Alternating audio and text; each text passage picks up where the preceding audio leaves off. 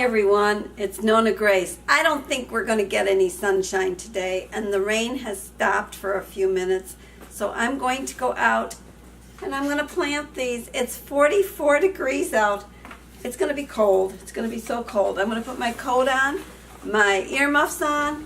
The sad part is I can't wear any gloves. Well, I could wear garden gloves, but I don't know where mine are. So I'm just going to go out and plant this really quick, and then we'll come back in, okay? So let's go. I'll get my coat on. I'm going to wear my yellow coat, the one it's my winter coat. This is the one I used to wear when I worked at McDonald's so that cars would not hit me. The downside is the zipper thing tab is gone and you can't even add another one to it.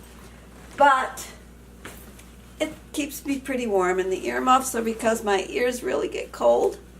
Okay, let's go out. Well, the grass is wet, so I've definitely got to put on my boots. Take off my shoes, slide on my boots. Okay, and we're going to take these out.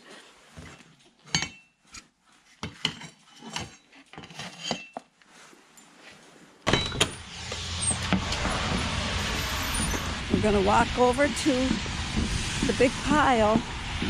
Want to see my feet? They're walking. That's my feet walking. My yard doesn't usually flood, but look how much water we've gotten. We'll walk in it.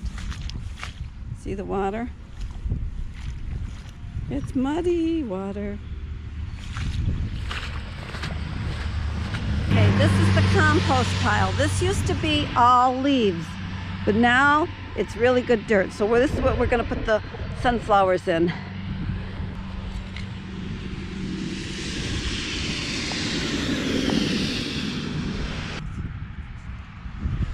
I took the tape off the bottom. Just going to stick it in and give it a little. There's number one.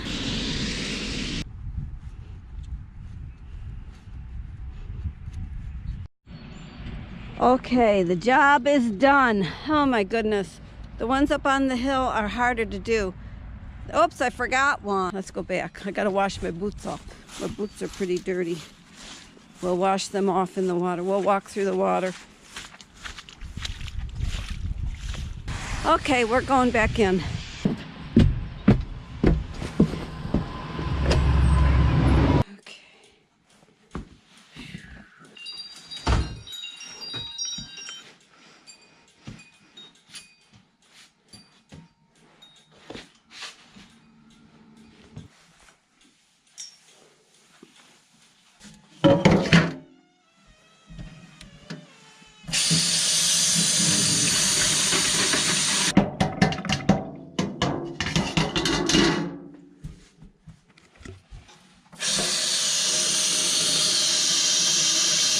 Okay, we got that done just in time. It started to sprinkle again. We have had so much rain.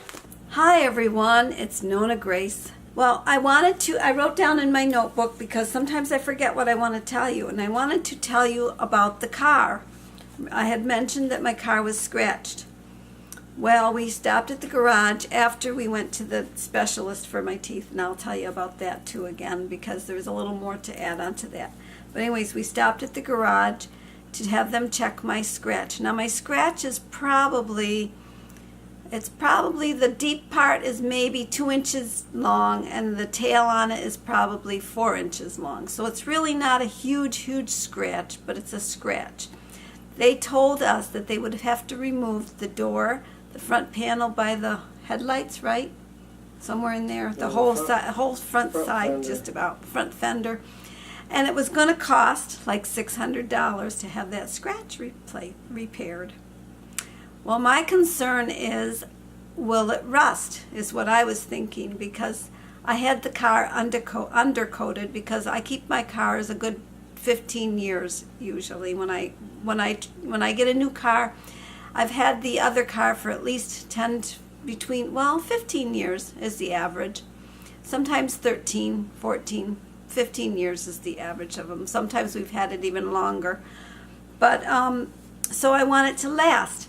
And the guy said then, and I said, isn't there a pen or something? Because my brother had told me that if you take the VIN number, you can find the color of your car and you can get a pen that would fill it in.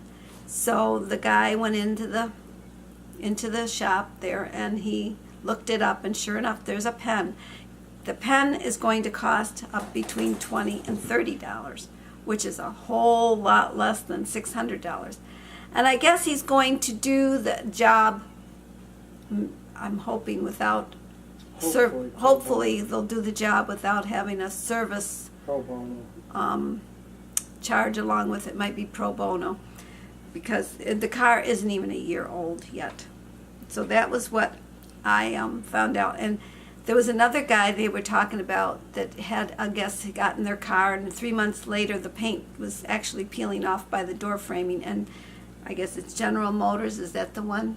General Motors doesn't guarantee paint jobs, which is pretty darn sad, because they pay an awful lot for these cars, and to have that part peeling before it's even 3 months off the garage, off the showroom, thank you, off that floor. Okay, now about the tooth. My dentist did call me today, and the specialist had told him what I had told him, that I wanted the tooth pulled. I did not want to put a bridge in, and I did not want to put a peg tooth. Now, you've got to have extremely strong bone structure for the peg tooth to be put in. Now, knowing my history of my teeth and my gums, I had, when I was 16 years old, I had what they called periodontosis. They think it's hereditary, but my father didn't want to go down to Buffalo to have a blood test done, so they don't really know. I was in a study. There was about 10 or 12 of us in the study, and I was the last one in the study. I was the longest running one. I just kept coming. And then it got to the point where it was just too hard for me. So the one time when I went for my appointment, I went with, I think it was 4 or 5 kids, and they said, now I can understand why you find it difficult to come for your appointments, because they wanted to pay me even to come. And I said, it's not the money, it's the inconvenience of it. I have to arrange care for everybody, make sure that somebody's watching them, and then I have to drive out here, and then I have to go back, and it's like a couple hour drive total, and it was just too much.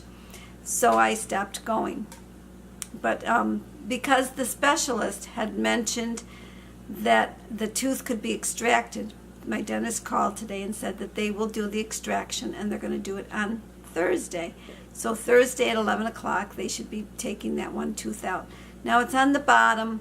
My sister was saying that she doesn't think it's a good idea, but I'm having it taken out. I think it's a good idea for me.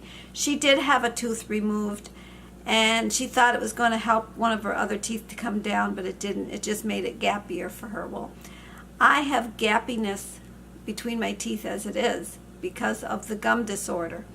Now, I had read a message, I don't remember whose message it was, but they had also had the deep scaling and the where they peeled the gum back and cleaned it out, and they're still having pain on there and sensitivity. Well, that, I don't remember if I had that or not, because I did have the deep scaling, and I had the gums peeled back, and they did surgery on it. But I don't remember if my gums got more sensitive or if my teeth were more exposed or less exposed. I can't remember. It's been too long. I was in my 20s when this was done. And then they put braces on my teeth as an experiment. Because, see, I was an experimental subject. They were trying a lot of things to see what could clear up the gum disorder. Because when I was 16, my teeth were actually turning around. My front teeth, you could see almost the back of my front teeth. That's how much it had turned. And so when they put the braces on, they straightened them up.